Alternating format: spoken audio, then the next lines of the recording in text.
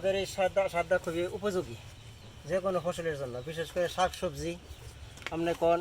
এরপরে এখান থেকে পাওয়া যাচ্ছে একটা রাসায়নিক পদার্থ যা ওই কীটনাশকের বিপরীতে কাজ করে। সবজির জন্য খুবই উপযোগী, যে কোনো ধরনের ফসলের জন্য এই সারটা খুবই উপযোগী। আমরা আগে এই রাসায়নিক সার ব্যবহার করতাম, এখন আপনার যে বিষমুক্ত এই সারটা ব্যবহার করি। এটা প্রতি বছরে আমি উৎপাদন করি। দীর্ঘ তিন টাইম ধরে আমি পাইছি এটা। 3 টাইম পাইছি। শাকসবজি আবাদি মোটামুটি বাড়ি আঙ্গিনায় বা চরে এলাকায় যা আছে সব এই সারগুলি আমি উপযোগী হিসেবে ব্যবহার করি এবং খুব লাভজনক। এরকম ধরনের কাজ যদি আরও কেউ করে দেশের রাসায়নিক সারের থেকে অনেক লাভবান হবো। এই উপাদানগুলো পাইছি।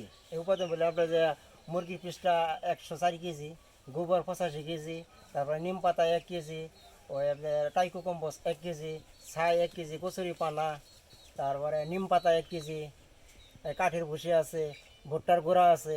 আর এইগুলি আপাতত ফলে বন্ধ রাখা 10 দিন পর্যন্ত অন্তর অন্তর যেসব পানিটা বাইরে এখান থেকে এই পানিটা নিয়ে আমরা শাকসবজির কাজে বিষের মতো কাজ করি, বিষ হিসাবে কাজ করি। এগুলি অনেক উপকারী কাজে লাগে।